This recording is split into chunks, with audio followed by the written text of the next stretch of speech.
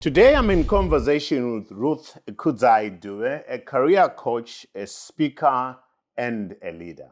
I go beyond the headlines and beyond the sensational. If you enjoy this Nyaradzo sponsored UK series episode, remember to subscribe, to like, and to share.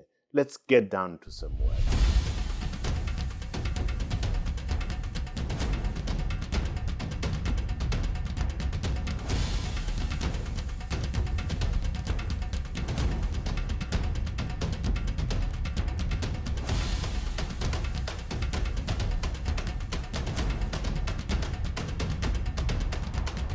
Greetings. Welcome to In Conversation with Trevor UK series, brought to you by the Nyaradzo Group.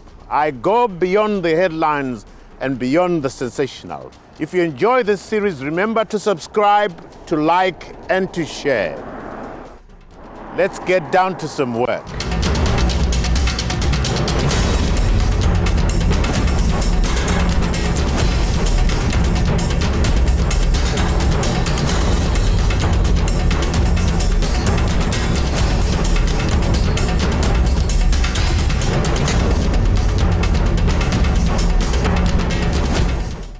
Ruth Kudzai Dube, welcome to In Conversation with Trevor.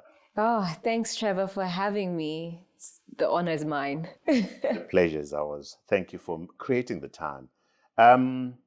Why do you do what you do? I'm driven to see growth and transformation. I think it's something that brings me such immense joy. My mission in this life is to positively impact the world, to leave the world in a better place. And how I measure it is by measuring that transformation, that growth of the people that connect with me in whatever capacity, whether it's through coaching, whether it's through business, or whatever it may look like. What gives you the biggest joy in what you do? Just being able to add, being able to influence and impact someone in the right way.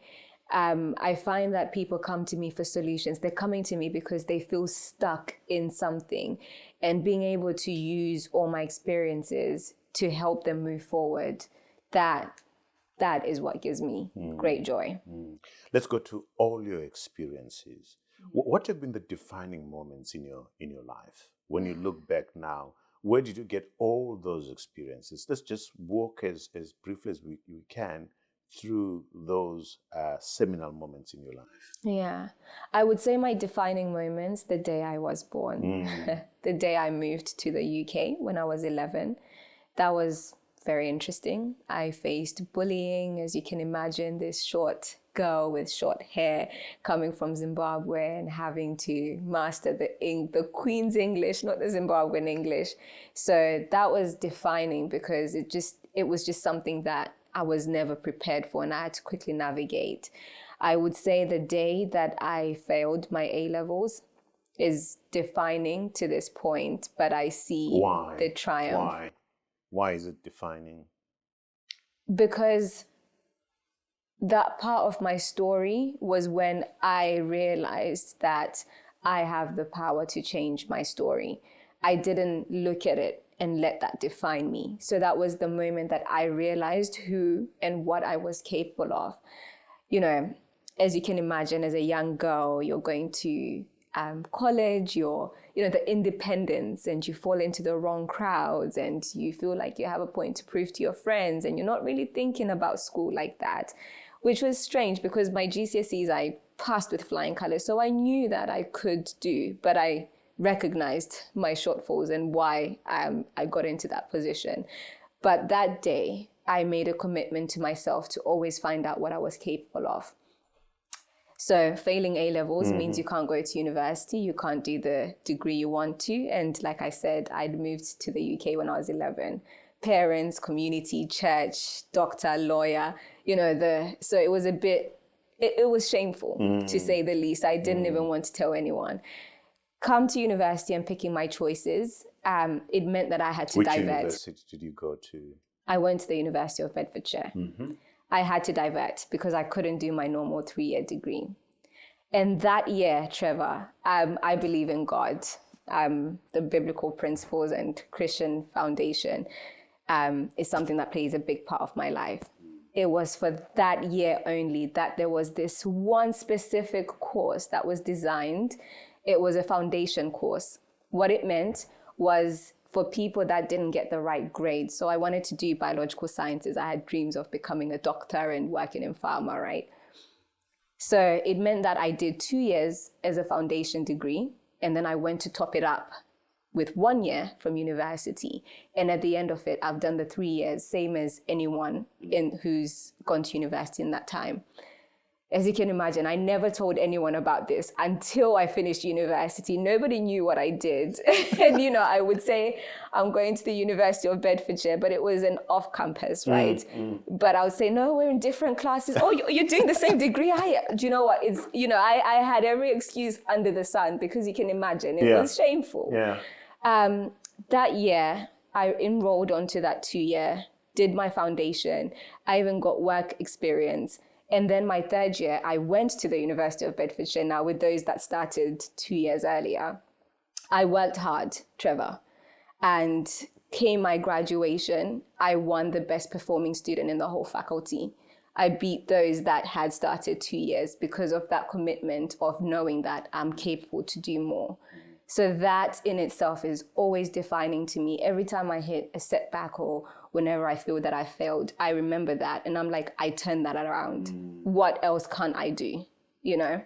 So yeah, Those it's are the defining. key defining moments. Well, why did you say you came to the UK at 11 years old? Describe to me what the environment was in Zimbabwe before you left. Did your parents bring you here? Take us to that place. What happened? I loved Zimbabwe. I didn't want to leave. A lot of changes happened while I was in the UK. But my experience of Zimbabwe was absolutely great. Growing up, seeing family, that communalness, and then coming here to the UK. My parents had jobs, so they came here. And then it was, don't go on the road, you can't talk to this person. And it was lonely, as a young person, and I'd gone to boarding school. So I was always around other kids. So that was, it was a lonely experience to start with. And then you're having to navigate change at such a young age. So that was also quite challenging. You say that I found this interesting. No one in my community looked like me. Yeah. Some of us never experienced that. I mean, I was born in the township. Everybody around me was black, and I didn't think that. I thought that's how the whole world looked. Yeah. And when I was reading that part of your profile, I was reminded of a South African friend, Indian friend, who went to India for the first time. And she says, when I got there, this was the first time that I found myself immersed. Everybody around me was Indian. And it felt strange to her. She felt like running away and going back to South Africa. Yeah. Talk to me about that experience and what it meant and what the impact it has had on you. No one in my community looked like me. Yeah. I think that statement rings true to even that time at 11. Besides church, school, I was one of 3 Black people. In Zim or here? In UK. In UK. In Zimbabwe, it was great because, like you said, everybody looked like me. So having short hair, being a bit different, it wasn't anything. It was just normal because everybody had something different about them. Then you come here. And then I come here. So in my school, in university, I would say my A-levels, it was diverse. I started seeing more people that looked like me. But the most shocking experience of that statement was when I entered the corporate world. You've had to go through this education system. They're telling you about equality, about diversity.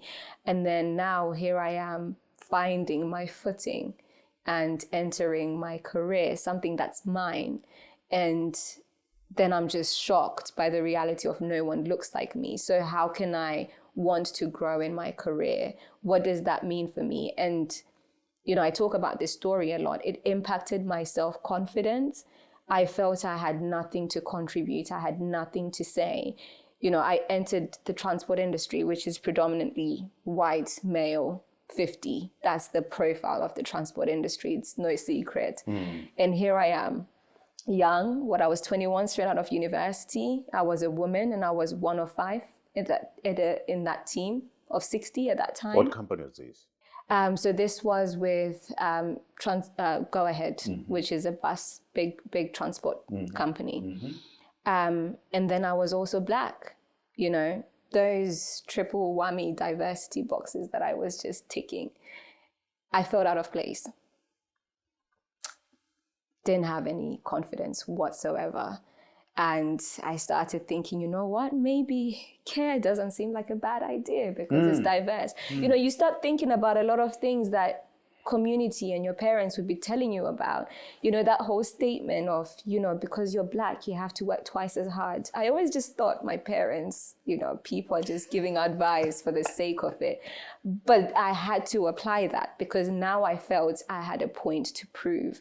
How do I make people see Ruth despite being different? I'm having to also navigate the English culture because now it's different from having friends at university and the culture, the English culture. So now I'm having to do all these things and I'm already feeling stacked and my back's against the wall because how did you I'm deal different. with that? Feeling not seen, not heard, different. How did you deal with that? I didn't, if I'm being very honest. I think people always think I started there and then I had this magic solution. I didn't. I would just turn up to work every single day. I would work. I would try to speak up. That didn't work. And that went on for some time. But How long? I would say that it probably took me about 18 months. Okay. To work on myself to overcome those barriers. I would say one defining thing that helped me then work on myself was having a supportive manager and having a supportive colleague. Although they may not have understood what I was going through, they would sponsor me. They would mention me in rooms because then I was now building that relationship with them. And I think for me, I had to realize that I am just as capable as anyone over there. Yes, they have experience, but I am 21. Where am I going to get that experience? But how do you realize that when you've got all this pushback? What do you do? What are the tools for doing that? I have a brag book. Uh-huh. So that was advice I got quite early on in my career. And I use that not just for my career, but for personal achievements. Whenever I do something that's great, I take a screenshot, whether that's feedback or whatever that may look like, and I put it in a folder. So on my phone, I have like a folder. And that's to remind myself that this is my track record of delivering. So I should never feel that I can't. I feel that, there's certain statements that I've used in my life that I would share with people. And one is, everything in this world can be learned. So when you feel that you can't, you just have to learn it. And we are in a digital era. Everything is available. There's Google. Now there's even ChatGPT. So there's nothing that you can't learn. Everything also takes time. You're never the only way to build experience and the only way to grow is really to put yourself out of your comfort zone. So some of those statements and then finding a sponsor and also documenting my wins, those all just help me in reflecting. A sponsor here is what? It's a mentor? It's more than a mentor, What is a sponsor? I would say. I think a mentor, say if I came to you and said, Trevor, please be my mentor. You're somebody that you're just pouring into me based on your experiences. We might speak every week. So I mentor young people. We might speak every week. But a sponsor goes beyond that. I have a few sponsors in my life. We might speak once a year, but I know in that once a year, they will be mentioning me in rooms where I'm not. They understand my value. They are sponsoring me as an individual. So I think it's really important for professionals, for everyone actually, to just have sponsors in their lives. We're going to take a break here. When we come back, I want us to go to, you have this statement. You say, at 16, I took a step of faith and started a business. Yeah. I want us to go there and then to walk through your career path. which I suspect prepared you for what you're doing in the present moment. At home, don't go away. Join us when we go into that space to find out what made Ruth go into business at 16 years old. See you on the other side. I can't change the skin of my color, the color of my skin. And accepting that I can't change it was the first step into me then stepping into my own.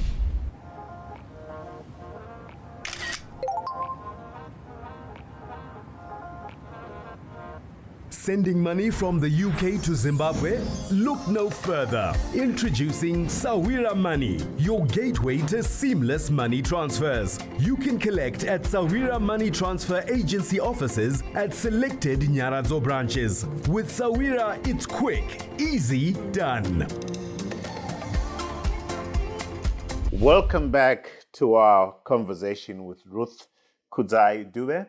We are in the UK, the UK series sponsored by the Nyaradzo Group. If you enjoy these episodes, remember to subscribe, to like, and share. So Ruth, you did talk about that moment when you are struggling with all sorts of things. The triple minority issues. Did you get to a point where you felt, I should be back home in Zimbabwe? Was there a moment where you felt you were not in the right country? Yes, many moments, Trevor. I think that's why I still have a desire to come back to Zimbabwe. But then again, I think is that just because it's familiar, I want to be safe. How do I continue to grow? Because it has been in that uncomfort that I truly feel that I've developed as a person. To take us to that place, one of the most painful places, perhaps, where you can still go there right now and say, at that particular moment, I would have gotten my passport and ran back to Zimbabwe. Well, career-wise, I would say that there have been a few moments, but they can be categorized by when I've been trying, when it's a meeting, and I've been trying to put an idea forward, but I've not been confident in my delivery, and it's just shut off or not even considered. And that was down to me not knowing how to communicate better. I definitely recognize how I could have improved in that situation. But moments where I'm in a meeting room with all those triple whammy stuff behind me, and I'm trying to voice an idea, voice a suggestion, and it's just not taken seriously. And I'm just like, what am I doing here?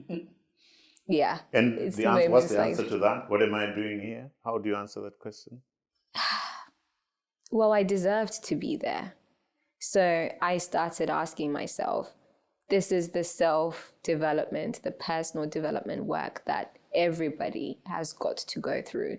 Is understanding that, okay, I lack putting ideas across. How do I get people to listen to me? And then I learned about how to communicate effectively. How do I speak up more? Because I would be talking very timidly and very small, I say that, but like on reflection, Trevor, maybe I'm in a meeting, I'm like, oh, you could just add, I'm speaking very low and I'm playing it small, So it's that overcoming those limiting beliefs in my head that I don't deserve to be there. From what you're saying, it comes down to always, it's about you, isn't it? Yeah. It's about how do I raise my voice? How am I strategic in engagement? How do I deal with my weaknesses and shortcomings? Am I right? Do you want to push back there? No, I'm absolutely. I think I take a very reflective approach to life. So whether it's a lesson or whether it's a moment, I'm thinking, what could I have done better? Because there's been somebody who's been in that same position as me, but then now they're somewhere else, So I think in life, it is always about not making an excuse of, oh yeah, I'm Black, I'm a woman, I'm this, but actually to sit back and say, well, what can you do differently in that situation? Because you can't change other people. I can't change but you can that. change yourself. Exactly. Yeah. I can't change being young at that time. I definitely can't change being a woman. I can't change the skin of my color, like, the color of my skin. And accepting that I can't change it was the first step into me then stepping into my own. You did say before we took the break that you still love Zimbabwe. You want to be there. What is the one thing that would make you want to go back home? That would make you rush home because it's happened, because it's there? Yeah. Well, I do dabble in Zimbabwe, so I do visit often and regular. I think one thing that would make me up and leave is if there is an opportunity, and career-wise, that opportunity would be something strategically, preferably in the transport industry. I have tried to explore and understand what they're doing in transport, because now I have all this knowledge. How do I apply it to my home country? What can I do to improve certain conditions there because of this exposure that I've gotten? So it would be something that I can apply everything that I've learned, whatever that looks like, because I'm open. Because I don't think when an opportunity comes, it's always like, oh yes, this box is ticked. Sometimes the opportunity is quite obscure and you have to figure out how to make it work for you. Again, let's go to that transport experience. Walk us through, as brief as you may, your career path, where it started as far as jobs are concerned and eventually to where you are right now. So it's been a mix of both professionally and entrepreneurial. At 16, I did well in my GCSE, so that was a good part of my story. So I started tutoring. So I would tutor students. So is that the business that you went into? Yes, at 16. So I started tutoring. And again, it was somebody who suggested like, oh, you've got all this knowledge, actually. You can, just pass that down to the next person. It's like, oh, okay, yeah, sure. And then before I know it, I was doing, several, I think about 10 students a week that I was helping, as well as doing a Saturday school. So that What ran. were you tutoring? I was tutoring maths and science. So that ran on to my second year of university, where it just got to a point I got in a full-time job, couldn't keep doing that anymore. My next job, I done quite a lot of customer service jobs, so waitressing, chefing. I worked at Little Chef, which is very fitting because of how short I am. I then worked at the station. That was my first step into transport. So it was convenient, it was part-time, the pension was great. Everything about it was really good because I was at university. So it was 20 hours, it worked for me. So opening platform doors, I was this young, short woman on the platform station with my whistle and the overdressed outfits. A few times people stopped to ask if I was even Black allowed. outfit? Yes. Yeah. To even ask if I was allowed to be working at the railway because of just how concerned they were. Where are your parents? Exactly. They're like, is this work experience? This has gone on too long. We've seen her too much. From there, I then moved on to corporate. So I started bid coordination. Which company is that? That's with Go Ahead. Okay. So I worked in Go Ahead for a number of years. In so what position? Started from the bottom. Okay. I was a bid coordinator to start with. Then I was a bid manager. Then I was a business development manager, and then a project manager. Okay. Yes. So all that experience, I would summarize that as I worked within business development teams. My role specifically was to win new business. In that experience, I probably facilitated winning close to 3 billion in revenue for that business, ultimately contributing to the bottom line. So that's been where the space that I've occupied. I lead diverse teams to deliver bids, winning bids. So I worked with Go Ahead for that. I also have experience of setting up new businesses. So the acquisition process right up to Still fully with Go operational. Ahead, Still with Go Ahead. How long were you with Go Ahead? I was with Go Ahead for about 4 or 5 years. So Go Ahead is a group. Okay. And they have subsidiaries. So my experience, although I worked for the group, I rotated around. So it was always based on needs. So say the subsidiaries want this new business, I could go in and potentially be a project manager to take it from the proposal to operational. So that experience What were the key learnings from that assignment for the 4 years with Go Ahead? What were your key lessons, key takeaways? My key takeaways, because of the team that I worked with, I understood how to be creative when it comes to winning bids and ultimately driving revenue and income into the business.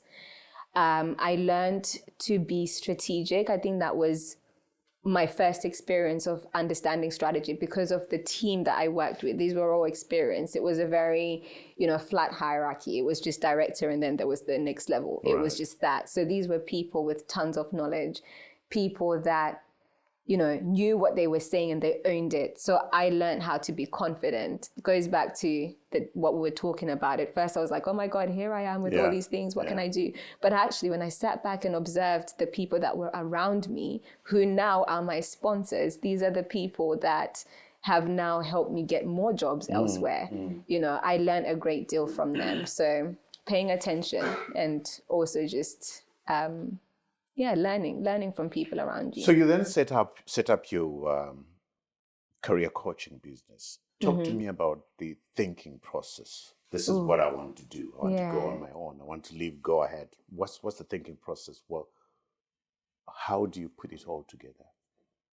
So after I left Go Ahead, I worked as the deputy head of PMO. I then moved in to work with another transport giant, again, a group with subsidiaries, and then now as a transport consultant. So the career coaching and advising is something that I've run in parallel to my career because I feel that I still have a lot to learn.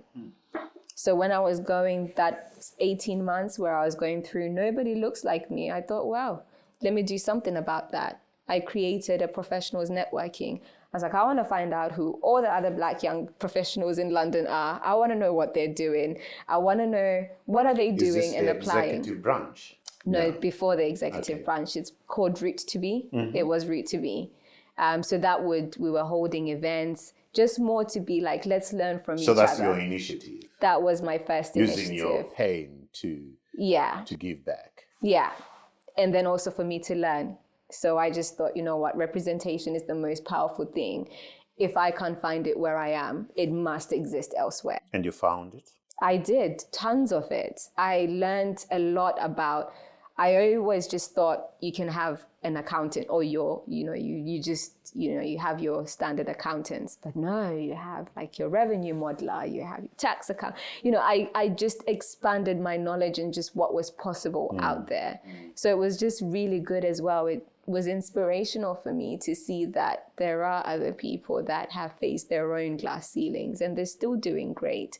And that also helped. You asked what's the tangible thing that I did to help myself overcome that. That initiative was part of my own growth, to step into my own and to say, you know what, other people can do it, so can I. In doing this, particularly your coaching business, personal and business coaching, you invite people to come on board. People call you to come and help them. Have you experienced rejection in doing what you're doing? Being turned away? Yes and no. I think rejection comes in different perspectives. I think because a lot of what I do, people, like I said, people come to me for solutions. And then I apply that strategic thinking to say, okay, this is where you are. This is where you need to go. Then my project management experience helps me devise a clear roadmap for that person to get from this point to that point. A lot of time when I do get rejection from people in terms of action plans is because I feel that they haven't done the work or they don't fully understand. Some people would book a consultation and a simple thing like price would be one way that they don't reject, but because they don't yet understand the value of the service that I am offering. So I think those probably would be the two things I would mention. So what do you enjoy the most? Career coach, speaker, and leader? Where do you come alive? I come alive in speaking, I think. I was just talking to you before and saying that your story is the most powerful thing. And yes, I can come up with techniques and tools that I use, but I think in sharing my story and sharing what I know, I can help someone else because it's more relatable. And then, we can then dive deeper through the coaching, and I can say, okay, these are actually the practical tools that you can use to overcome this. But I absolutely love speaking. I think it exposes me to such a dynamic audience. So again, it's that whole, how do I create impact multiplied? I think that's what makes leaders. So even in the consulting, I work with one person, but I make sure that the businesses that I'm working with have a social impact, that if I work with this person, we can multiply that impact and that influence. Well, what do you find to be the need that your clients have? What is it that they're looking for the most from you on a personal basis and as businesses? On a personal basis, I would put everything down to confidence. Yeah. They come with me with a lot of reasons, but the fundamental thing that I have noticed is confidence. They're too scared. They don't know. They are whatever they are, but it comes down to confidence. And what I help a lot of my clients do is to work on understanding themselves better. So then if they need to ask for that promotion, they themselves are very clear on, I have done this. I deserve that, not to be tamed. And from a business point, I would say it's always about generating revenue and growing the business. So I come up with solutions. A lot of people would be stuck in maybe registering businesses, in maybe entering new markets. So I've done quite a lot of work with African businesses entering the UK. Event management, I've worked now with Kenya in the Park, which is the biggest East African event here, worked with embassies and, private businesses, Togo, Uganda. So a lot of them, they would want either one of those things, either to grow, to do an event, to do a project. You say, I am not just a career coach. I'm your partner in your journey towards transformation. And you are big on diversity and inclusion. And I want to come back and ask you why it's important, why diversity and inclusion are important. So at home, please don't go away. When we come back, we're going to go to those very important questions. Why is diversity and inclusion important? So see you on the other side. How can you grow, or how can you even build your confidence if you don't even take a look at what's happened before and where you are going?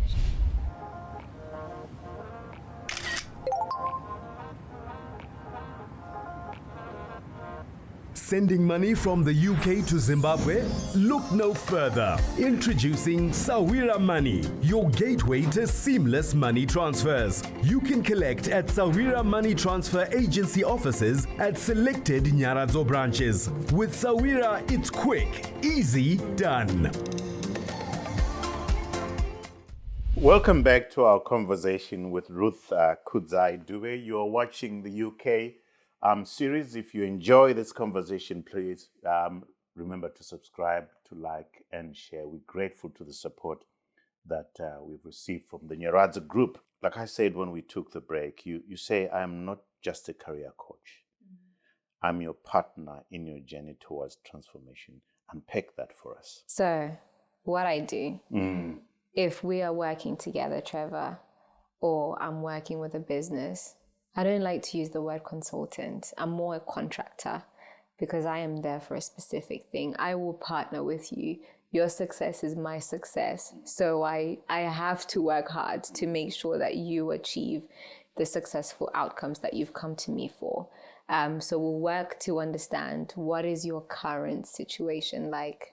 We'll work to understand where is it that you want to go. And then the steps in between are how we transform you from what you were to what you want to become.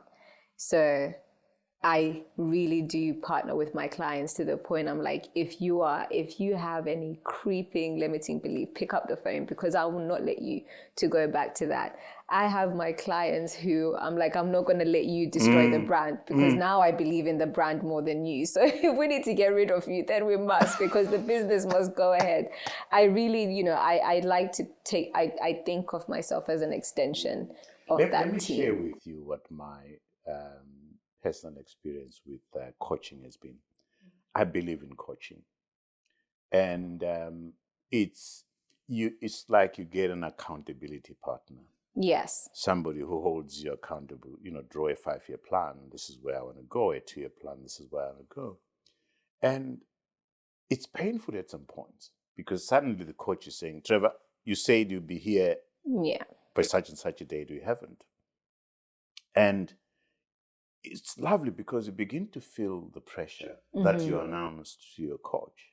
And you are being stretched by your own goals. And the coach is helping. I wish people out there would realize the importance of having a personal coach and an accountability partner to extract the best that is in you as a person, as a manager, as a leader. Do you want to push back on what I've just said? No, actually, I don't. I was having a conversation with a friend the other day, and we were talking about why adulting is just chaotic. Yeah. And we landed on the conclusion that when you're young, your parents' responsibility, they have a schedule. You go to school, that between 3 and 5, you're doing this. Outside of school, you've got these activities. It's scheduled. So you feel more like you know what you're doing. But now when you're an adult, there isn't any of that. The buck stops here. It starts and stops with you. And this is why then you need a personal coach, because you need that person who creates that scheduled time for you to reflect and for you to think, how can you grow, or how can you even build your confidence if you don't even take a look at what's happened before and where you are going? So it's really important. And for myself as well, why I wanted to be a coach was because I was coached and I saw the transformation of that. And then I thought, with my experiences, it would be great to coach women who have who have the same experiences that I do. Because then what we do is we are now in this together. And, it forces you to think. You're right, it's painful, but it's necessary. And my experience has been that, that the people that seek coaching are people that are going to be successful. Because they realize that I want to go somewhere and I can't do it on my own. Has that been your experience? Yes and no. Sometimes people don't even know the potential that they have. And sometimes they need someone else who isn't them, who is not using some of those limiting beliefs to, put the barometer here. Limiting beliefs. That's the word, isn't it? That's the phrase. But somebody who expands your thinking. If you come to me, Trevor, I would say, tell me about yourself.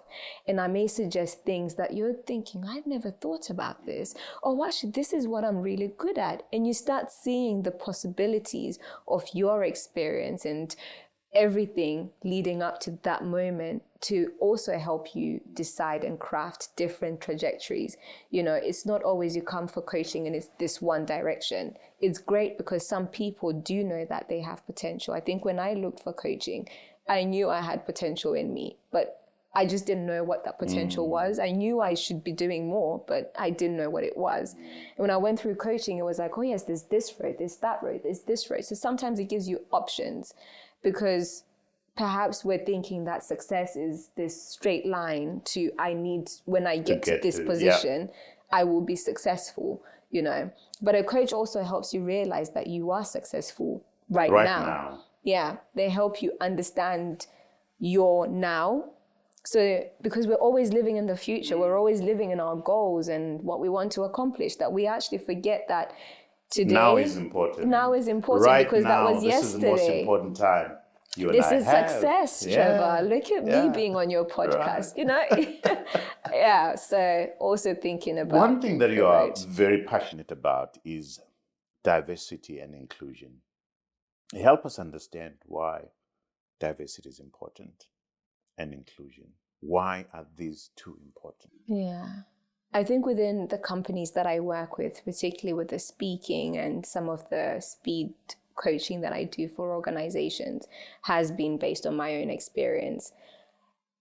I feel with everything that happened in 2020, companies, organizations had... COVID. Yeah, and COVID had DEI specialists. With the George Floyd, what happened? Oh, right. My apologies. Yeah. Everybody had a DEI specialist and new roles in HR being created. And that what that highlighted is that they knew that they've been doing something very wrong, but oh no, now because this event has happened, now we have to, you know, make steps for that.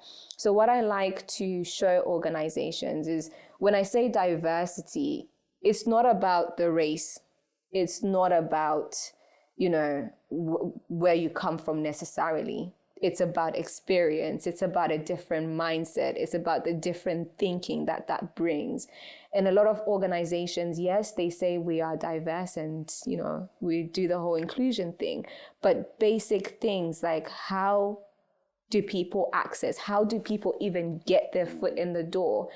They don't even do those basics. So I work with organizations to understand how they could increase that access to get those diverse voices using platforms, techniques that do attract that.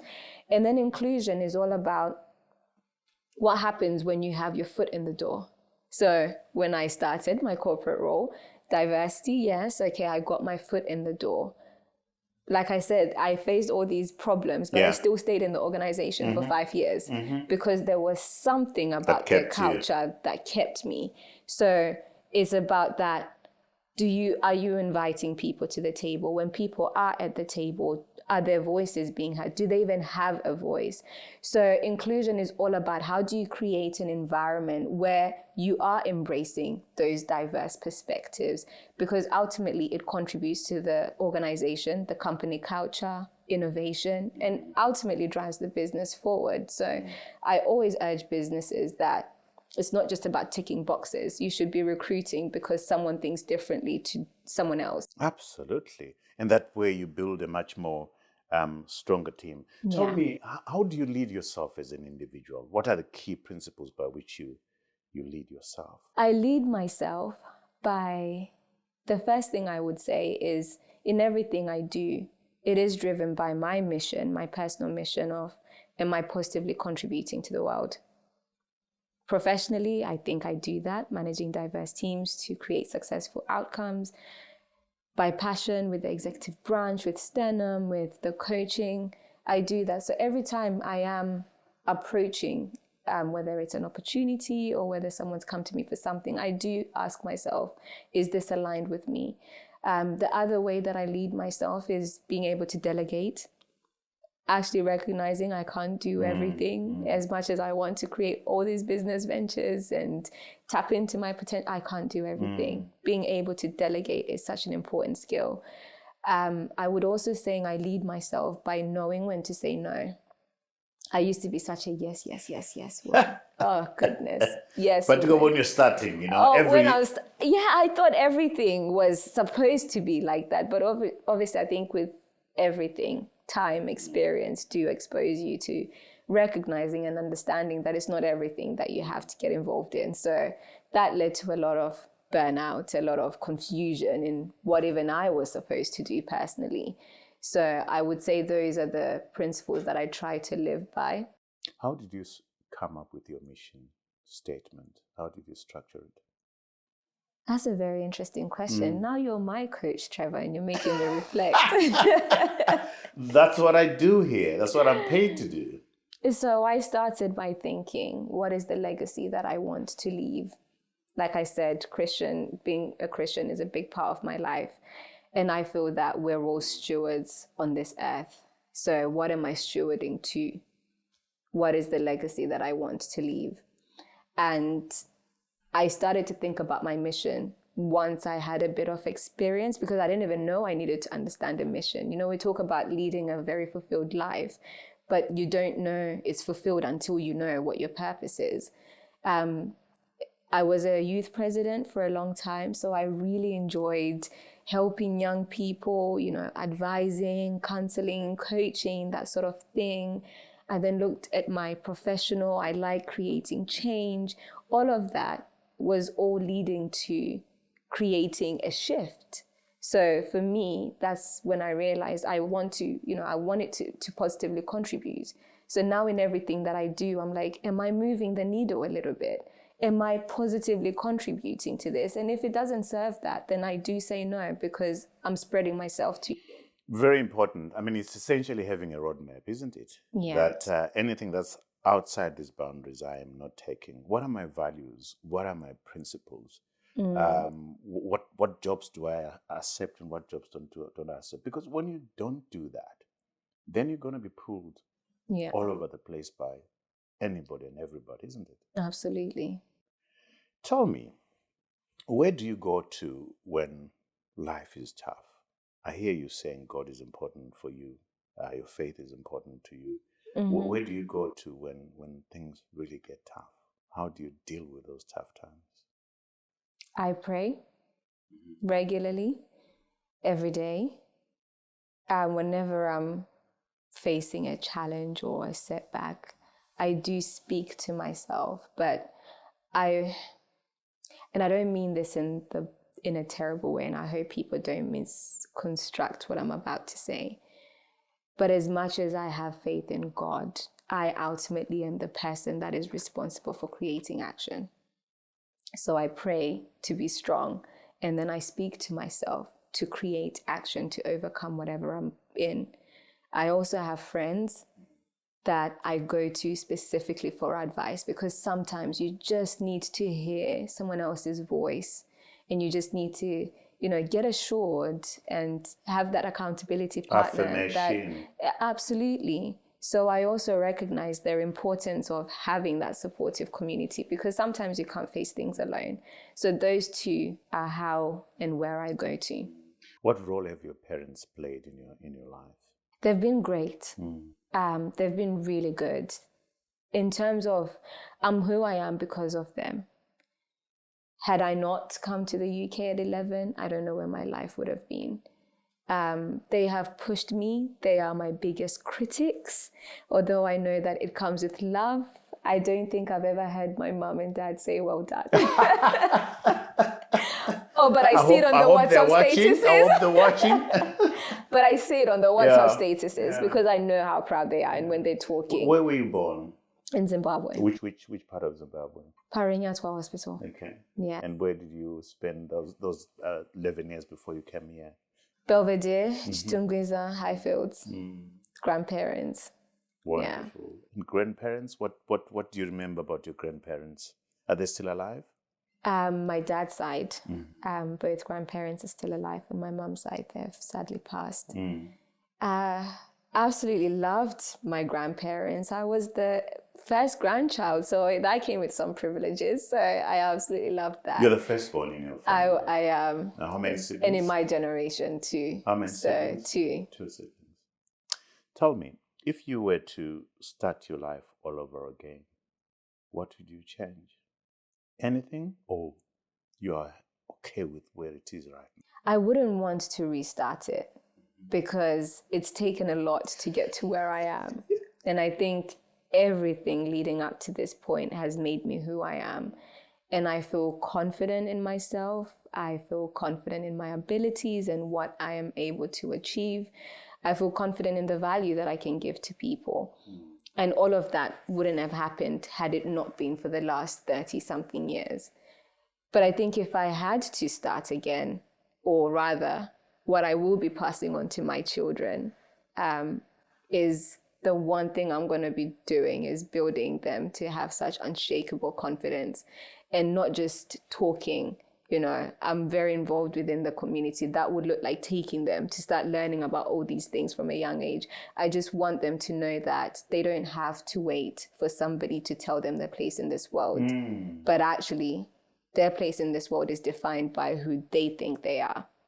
So that's the one thing that I would be actively doing and working towards with my children. What's the next big thing for you? I mean, you're still young. The world is your oyster. What's the next big thing for you? I'm open to opportunities. The next big thing will definitely be contributing positively to the world.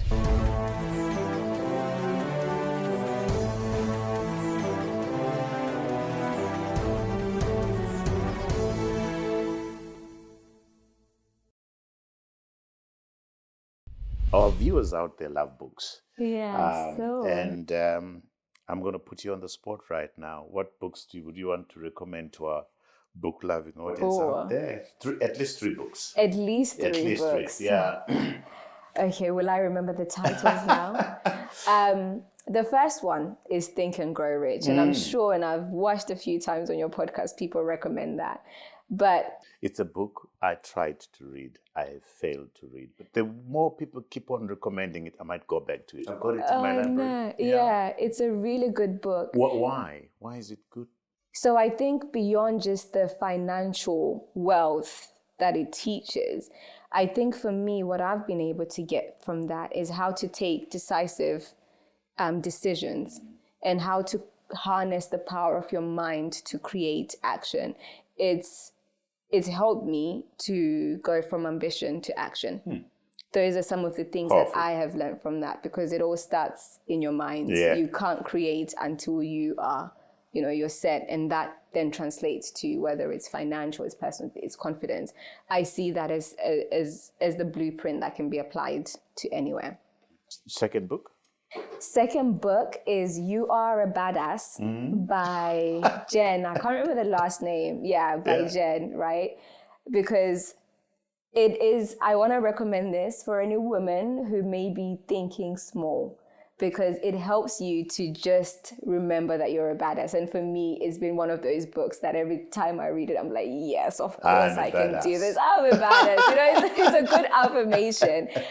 So it's really good to sort of like challenge women to not think small, but to really own who they are and remind them that they are badasses. And then the last one is Untamed by Doyle. So it's a book that helped me to challenge the norm and the status quo, and help me to trust my intuition. So it's all about helping women not just conform to society, but actually start to think, what does this mean? To think a little bit more deeper about that. So it's also a really good book to just help people that, changing perspectives and shifting that. Ruth, it's been beautiful talking to you, and I can see you going places. You will go places. You're very clear about what you want to do. You communicate very well. You've got a vision. You've got a mission. I wish you all the very best. Oh, thank you, Trevor. Wish you all the very best. Thank you so much. Wonderful. It's been Thank you for so creating great the having... time. I've enjoyed this.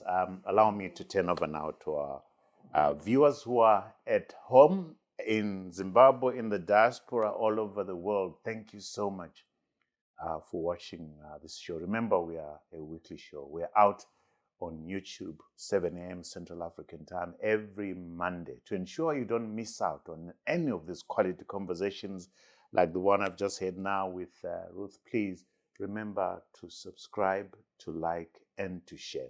We love your comments. Go below this video to share your comments on what we've been talking about. And by the way, we've created a whole website where all our contents sit for your listening pleasure and for your viewing pleasure. Thank you so much. Until next time, cheers to you all.